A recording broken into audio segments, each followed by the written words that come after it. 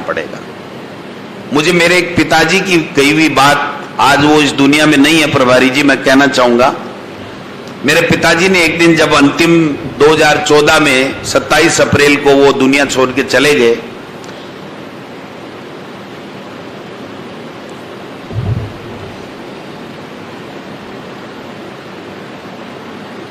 दो दिन पहले हम बैठे थे, हमें पता था कि अब क्या होने वाला है।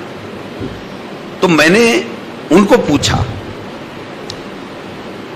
कि कोई संदेश तो दो हमारे लिए। तो उन्होंने जो कहा मैं कहना चाहता हूं, उन्होंने कहा कि बेटा सुख क्या है, मां बाप के लिए सुख क्या है। मैंने कहा आप बताओ। तो प्रभारी जी उन्होंने कहा कि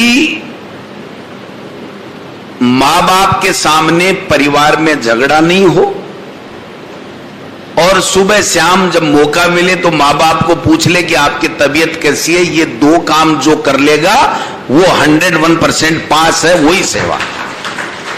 वो कह रहे हलवा खिला दो बादाम का, और रात को जब सोने लगे 10 बजे, हम लोग नींद आने लगे, तब बेटा बहू झगड़ने लग जाए, भाई भाई झगड़ने लग जाए, देवरानी जेठानी झगड़ने लग जाए, तो क्या वो हलवा हमारे मां बाप के किसी काम का नहीं है।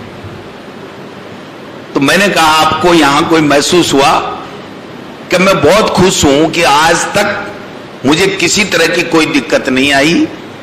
ये बात हो सकता है सबके मां बाप कहते होंगे, लेकिन मुझे मेरे पिताजी ने जाने के 2 दिन पहले कही थी। तो जिस पार्टी परिवार है, जिस व्यक्ति ने जाकर के नेता को, कार्यकर्ता को पूछ लिया कि आपके हाल कैसे हैं, आपके कोई दिक्कत तो नहीं है, मैं आपको दावे के साथ कह सकता हूं कि वो पार्टी से जुड़ जाएगा, आपको नेता मानेगा और जिंदगी भर आपका सम्मान करेगा, इसमें कोई दो राय नहीं हो सकती। इसलिए मैं मेरे जीवन की उस बात से आपको जोड़ना चाहता हूं कि हम लोगों को इतना मिला यार। एक मास्टर का बेटा प्रदेश का अध्यक्ष बन गया, शिक्षा मंत्री बन गया। जब 6 बजे अखबार में आया प्रभारी जी, तो मैं उठ करके मेरे ड्राइंग रूम में आया, सामने अखबार पड़ा था, जो मेरा गनमैन रहता उसने डाल दिया था। एक तरफ अखबार में महीन अक्षर मेरे से पढ़े नहीं जा रहे थे, मुझे क्या मंत्रालय मिला। एक तरफ मैंने चश्मा उठाया, एक तरफ मेरी पत्नी का टेलीफोन बजा। मैंने सोचा कि जिज्ञासा थी कौन सा मंत्रालय मिले मैं देखूं, और उधर पत्नी का फोन था कि कहीं कोई बात तो नहीं होगी, लेकिन चश्मा लगा, अखबार सामने था, पत्नी का फोन था, और उसका यह कहना हुआ कि क्या मन तो मास्टर ने जगा लियो, वही डिपार्टमेंट हो गए, दूसरों को नहीं ले सका आगे। और मेरे आंखों में पानी आ गया कि मेरे पिताजी टीचर थे। मैं अपने आप को गौरवान्वित महसूस करता हूं कि मेरे पिता ने मुझे पढ़ाया और मेरी पार्टी ने इतना बड़ा सम्मान दिया कि एक मास्टर का बेटा राजस्थान का शिक्षा मंत्री है। कोई कमी रही होगी, लेकिन मैंने मेरी ईमानदारी से जितना शिक्षा विभाग में दिल से काम किया, मैंने मेरे जीवन में इतना काम कभी नहीं किया। एक दिन ऐसा नहीं है कि मैंने शिक्षा विभाग के बारे में कोई ट्वीट नहीं किया हो, कोई मीटिंग नहीं ली हो, या कोई काम नहीं किया हो। मैं जिस भी स्कूल में जाता, सब लोग खड़े होके प्रधानाचार्य की सीट पे बैठने के लिए कहते। मेरी पत्नी टीचर है, उसकी स्कूल में भी गया तो मैं साइड में बैठा कि गुरु का स्थान अलग है, प्रिंसिपल की सीट पे प्रिंसिपल बैठेगा, मंत्री हो चाहे मुख्यमंत्री हो, बराबर की सीट पे बैठेगा। तो एक कोशिश की कि एक टीचर का बेटा हूं तो मैं शिक्षा विभाग में चलाऊं। मैंने ठीक किया नहीं किया, ये मूल्यांकन जनता के बीच में है। प्रतिपक्ष कोई कुछ भी कहता रहे, कोई फर्क नहीं पड़ता।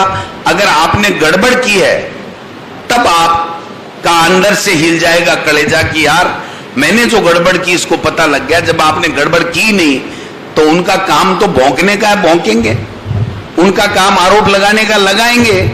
लेकिन आपको डरने की आवश्यकता नहीं है। और गोविंद डोटासरा कभी नहीं डरता, कभी नहीं डरता, कभी नहीं डरता। जिसको कहना होता है, जिस भाषा में कहता है।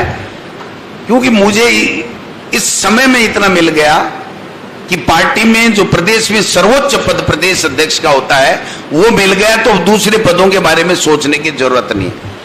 और मैं इस बात की मुझे बहुत खुशी है कि मेरा प्रभारी भी ऐसा मिला जिसने मैडम का टेलीफोन चला गया था कि आपको नेता प्रतिपक्ष बनाया जाता है, लोगों ने बधाइयां दे दी, लेकिन इन्होंने टेलीफोन करके कहा मुझे संगठन का काम दो, मुझे नहीं चाहिए, दूसरे व्यक्ति को ओबलाइज करो प्रतिपक्ष के लिए। तो विचार सेम मिल रहे हैं। गुस्सा भी जल्दी मेरे को हो सकता है थोड़ा जल्दी आता हो आपको, लेकिन इनको भी आता है, लेकिन दिल से सच्चे है।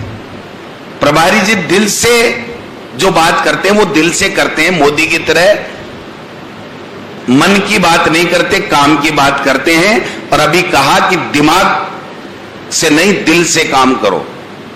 तो ये दो चीजें जब आपको मिल गई, जब ऐसा हमको प्रभारी मिल गया, ऐसे लोग हमारी टीम है, तो फिर मैं समझता हूं कि हम सबको काम करना है।